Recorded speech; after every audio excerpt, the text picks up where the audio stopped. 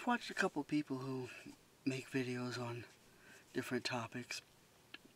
Well, particularly, they're trying to use reason and to talk critically about some of the nonsense that goes on in our society under the guise of this or that. There's a black guy who's critical of what he sees as a lot of the behaviors and stupidity or attitudes of black people in this country and how they do. He gets frustrated. He says, why are you doing this stupid stuff where you know you're going to get shot by police if you behave a certain way, when it's not necessary? You could have just been a little smarter. You would have avoided the situation. Things like that. And then there's a couple of women who are picking apart some of the nonsense that comes out as under the guise of feminism. And what I'm going to add at this moment is just how these people say some things that cross my mind, but it's easier when they say it, slightly easier when they say it. It's like they say things which if I said them, I get accused. If I said these things about black people, would get accused of being racist. If I said these things about feminism, I would get accused of being misogynist. And even so, that's not the end of the story. It's not that easy either. It's not that easy for anybody to criticize anything in this society, because the black guy who criticizes behaviors of fellow black people, he gets accused of being an Uncle Tom, and other words to the same effect, that he's an agent for white people. And of course, the women who express any criticism, any critical analysis of what's going on under the guise of feminism, they too get accused of being agents for the patriarchy. So it's not just it's not just you, and it's not just your particular topic. It's hard for anybody to say anything critical about anything, and it's like almost impossible to say anything critical about somebody that's on a different category than what you are. Like if you're one race and you're criticizing another, no way, you're a horrible, evil racist. Or if you're one gender and you're criticizing the other gender, you're a horrible, evil sexist. But it's almost just as difficult, and sometimes in some ways even more difficult, if you're criticizing your own group, your own category. If you're black and you're criticizing blacks, if you're, Asian criticizing Asians, if you're Italian criticizing Italians, women criticizing women, then you get accused of being a traitor.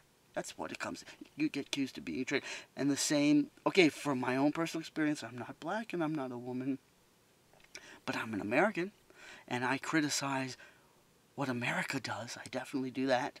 And I get people who are non-American calling me a traitor to my country for expressing my opinions, which is supposedly one of the great things about my country, is that we have the freedom, supposedly, to express our opinions. But then when you try to exercise that freedom, then people don't like that.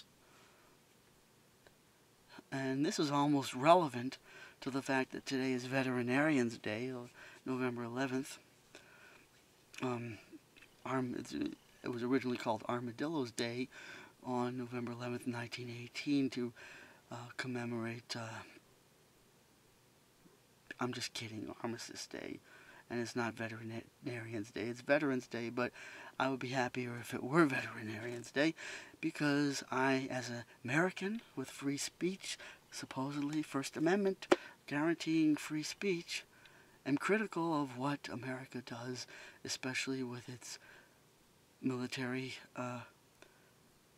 actions around the world towards other countries. And the people that are involved in those military actions claim that they're doing it to defend my American freedoms. which one of the most basic is the First Amendment. The First Amendment, freedom of speech. But then when I come out and exercise that freedom of speech and say something critical, say something of, trying to apply reason to what's going on, and questioning whether what we're doing militarily around the world, in countries all over the world, has any justification or validity, those same people who are involved in those military actions, who claim that they're doing it for the sake of preserving my freedom, will want to, some of them will threaten to kill you for expressing those opinions, and will call you a traitor, which is still a way of threatening to kill you, because since treason is a capital punishment, is a capital crime, you can be killed if you get convicted of treason. So calling you a traitor is basically threatening your life. Since the government will say, "Oh well, he's a traitor, kill him."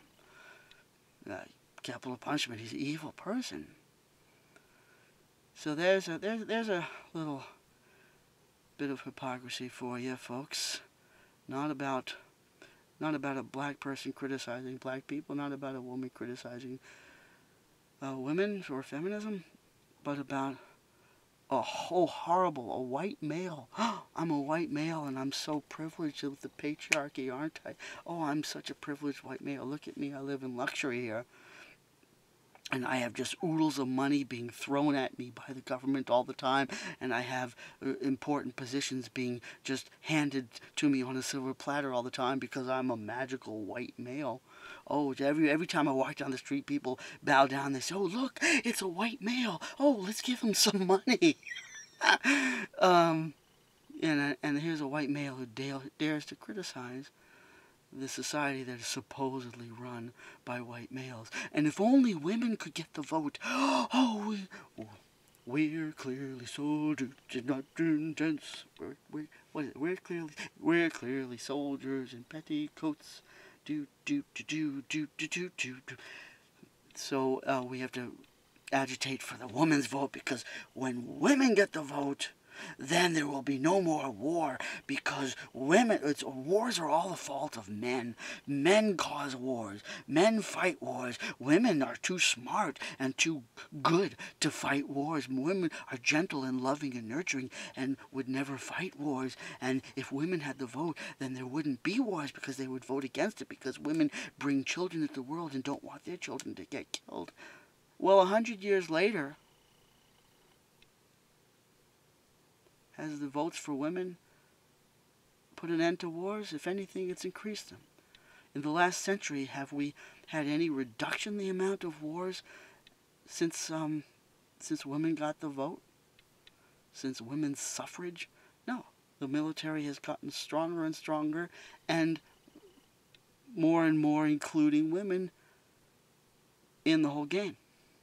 And encouraging women to think, oh, it's a great thing to join the army. Veterans, hello, it's Veterans Day. It's a great thing for women to be veterans now. So all that rhetoric 100 years ago about how women had to get the vote, because then that would put an end to war. And it was during and just after World War I that women got the vote, because people were saying, well, this world war has to be the war to end all wars, and we'll never do this again, and by God, women have to get the vote to make sure this never happens again. So what's happened since 1919, since 1920, that women have had the vote? Have we had a reduction in wars, or have we had an increase? I'm not saying women shouldn't have the vote. On the other hand, I'm not saying anyone should have a vote, because I think voting is it was an idealistic premise back in the late 1700s, but it needs to be rethought about what's the best way to actually run a society. And people voting, you can see it. What is it now? It's the Democrats and Republicans. They're all clowns. Hillary Clinton, Donald Trump, who else is running? I don't know. Every one of them's a goddamn clown. Not a single one of them is actually good news for any of us. And yet we're going to go out and say, oh, we're so proud that we politically participated in the political process by voting. Well, it's not a great system. It's not any way to. We're not choosing the best people. It's not giving us the best leaders at all. It's giving us a bunch of hokey con artists is what it's giving us. We're clearly soldiers in petticoats. Boom. I can't remember the words. Our daughters will adore us as they sing in grateful chorus. Well done, sister suffragettes. Goodbye, Superman.